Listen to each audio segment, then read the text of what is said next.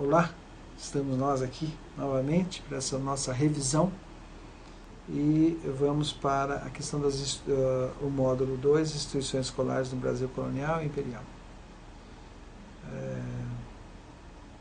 Então, iniciando rapidinho, né, para não cansar. O texto primeiro chama a atenção, né, de todos nós para que uma escola não tem apenas alunos, métodos, né, tem algo a mais que envolve a escola e que às vezes a gente não vê, né, e isso é muito interessante. As instituições escolares, né, a gente olha para uma instituição escolar e vê lá o professor, vê o aluno, e não vê, e vê as disciplinas que a gente estuda, mas não vê algo que está um pouco subliminarmente, mas está muito presente, muito forte, que são os interesses que identificam os marcos dessa identidade da sociedade, né? Então, por exemplo, hoje a tecnologia, né? Então, hoje a profissionalização. Então, por trás da escola, a gente olha a escola e às vezes não vê isso, mas lá as leis, os currículos que são colocados, a aprovação dos cursos pelo MEC, né? Tudo isso, na verdade, leva e conduz a algo que são os interesses que identificam a sociedade. E a gente pode perceber, ao longo do tempo, né, o que é essa coisa que está para fora. Por exemplo, no período dos jesuítas, a questão da salvação do homem, mas também a questão de transformar o homem brasileiro, sobretudo o indígena, num cristão e num súdito do rei, né? Hoje, a tecnologia, a profissionalização está por trás da aula que o professor vai trabalhar, enfim, dos laboratórios que tem a escola, tudo isso voltado para uma formação aí tecnológica e profissional, né? Então, já que eu já falei um pouquinho dos jesuítas, né, quais foram as primeiras obras realizadas por eles, né? Primeiro foi organizar o catolicismo no Brasil. Os jesuítas não foram os primeiros católicos, os primeiros padres a virem para cá, mas eles vieram, né, com um regimento, no regimento do governador, como a ordem religiosa que deveria organizar o catolicismo no Brasil. Depois, também veio no regimento deles organizar a formação cristã e católica. Fizeram isso a partir de a criação de escolas para os filhos dos colonos, escolas para os filhos dos índios, né? Então, havia escolas nas aldeias que recebiam os meninos índios numa formação cristã, tudo, e criaram escolas nas vilas para receber os filhos dos colonos e, se possível, transformá-los em missionários, em padres jesuítas, né? E eles tiveram também uma importância muito grande na tentativa da não escravização dos índios pelos colonos, né? Que causou muita briga entre os jesuítas e os colonos aqui no Brasil. Os meninos escolheram, sobretudo,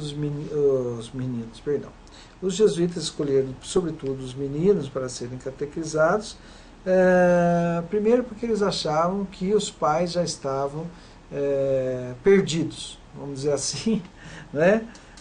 Já não havia mais como entrar. E eles viam os meninos com um papel em branco que era possível transformar ou criar como cristãos, né? Ensinar a doutrina para eles.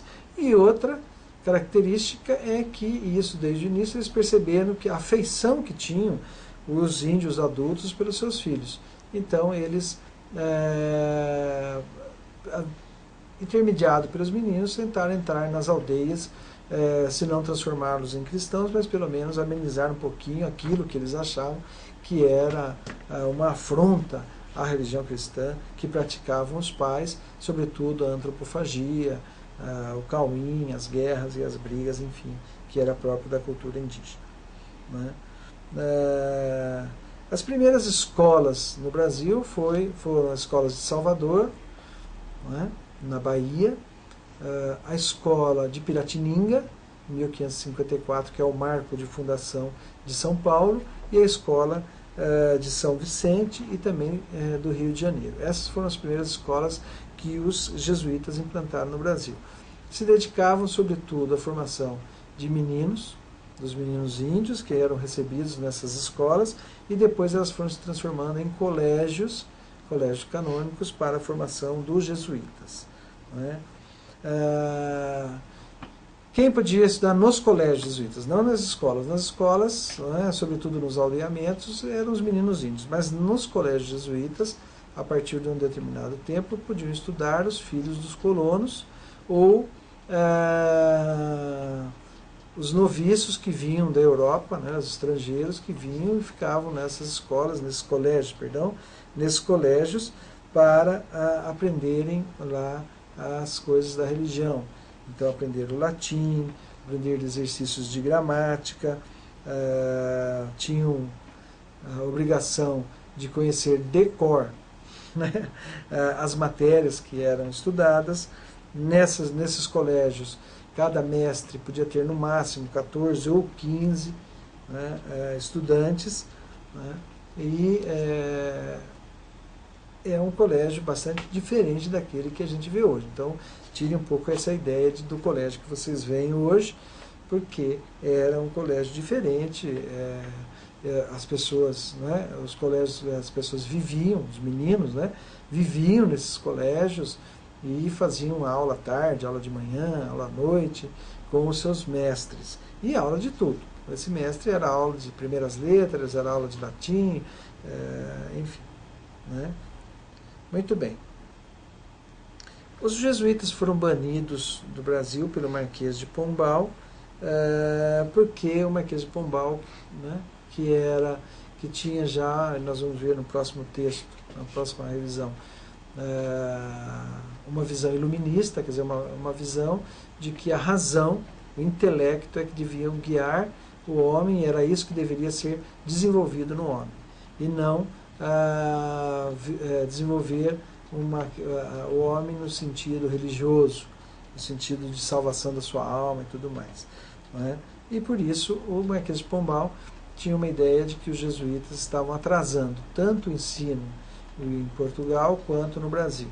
Também há alguns estudiosos que dizem que, na verdade, o Marquês de Pombal quis expulsar os jesuítas, né, trabalhou para a expulsão dos jesuítas, tanto do Brasil quanto de Portugal, porque os jesuítas estavam economicamente muito fortes e Portugal, o reino português, estava falido. Então, ele cresceu os olhos para essa organização dos jesuítas e ele quis, então,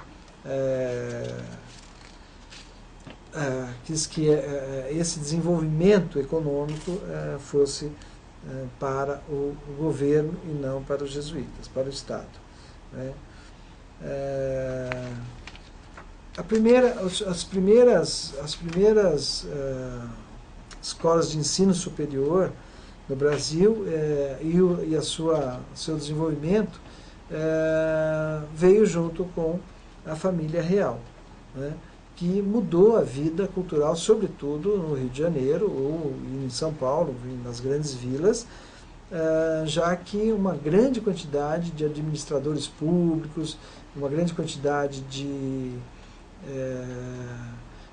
navegantes, enfim, começaram a surgir a necessidade, então, de formação de advogados, né, então, faculdade de Direito, de pessoas para trabalhar na própria administração do Estado. Né? Então, são criados aí academias militares, academias de cirurgia, liceus e ginásios, enfim. Né? Sobretudo para as elites, essa elite que chega ao Brasil junto com a família real. Né?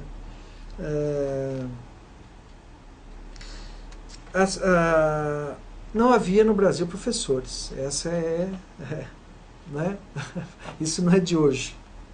É desde do tempo do Império não havia professores, porque não havia formação de professores, não havia um interesse muito grande pela docência no Brasil, já que era um país totalmente agrícola e ainda boa parte selvagem. Com a vinda da família real era preciso, obviamente, um aumento dessa formação. E aí, o principal recurso que, né, o Império vai fazer é qualquer pessoa poder ser professor.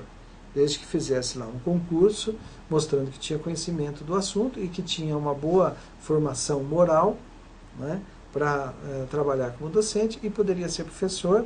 E também nós vamos ver, né, que durante o Império vai surgir no Brasil não escolas, mas uma educação doméstica, uma educação que vai se localizar na casa dos próprios professores, na casa dos próprios alunos, ou em estalagens, barbearias, enfim, qualquer lugar que tivesse um espaçozinho lá para um professor ministrar as suas aulas, as aulas de interesse dos alunos, né? Então, isso é uma mostra de que o Brasil não teve uma boa formação escolar, né?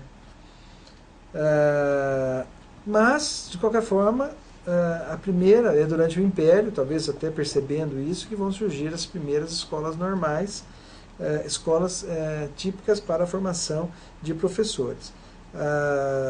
Na Bahia e no Rio de Janeiro, mais especificamente em Niterói, em 1830, surgem as duas primeiras escolas normais, né? Mas elas vão se consolidar, enfim, em 1875, né, quase no fim do Império, criadas então escolas normais para homens e mulheres, que têm uma preocupação com a formação do professor, das disciplinas docentes, como por exemplo psicologia. O ensino secundário no Brasil e também o primário não tinham uma instituição, né, não é instituídos regimental. Qualquer pessoa que... então não havia um diploma, certificados, alguma coisa que a pessoa era apta ou tinha feito lá o primeiro grau. Se ela soubesse ler e escrever, ela tinha feito lá a escola de primeiras letras. Se ela tivesse lá conhecimento suficiente para fazer o exame e entrar no ensino superior, ela podia entrar sem nunca ter cursado um ensino secundário. Então, o único lugar, depois de 1877, que vai ter uma escola secundária importante, que as pessoas vão querer cursar, e que é uma escola para as elites de ensino secundário, que nós chamaríamos hoje de ensino médio, foi o Colégio Pedro II, que foi instituído e construído no Brasil, que aí era seriado, mais ou menos parecido com aquilo que nós vemos hoje. Nos outros lugares, na verdade, eram ensinos secundários, eram ensinos parcelados para aquelas pessoas que estavam com interesse de fazer um curso superior, né? O Império vai se preocupar com esse ensino superior, talvez por isso mesmo tenha surgido o Colégio Pedro II para uma formação secundária, para as pessoas poderem cursar esse ensino superior, mas era um ensino superior apenas para as elites, né, que podiam cursar tanto esse ensino superior quanto o Colégio Pedro II, que era uma escola modelo, justamente porque era frequentado pela elite, que exigia então uma programação cultural forte, né? E é isso. Então, está aí a revisão, né, desse segundo texto, né? Espero que seja útil para todos vocês. Muito obrigado.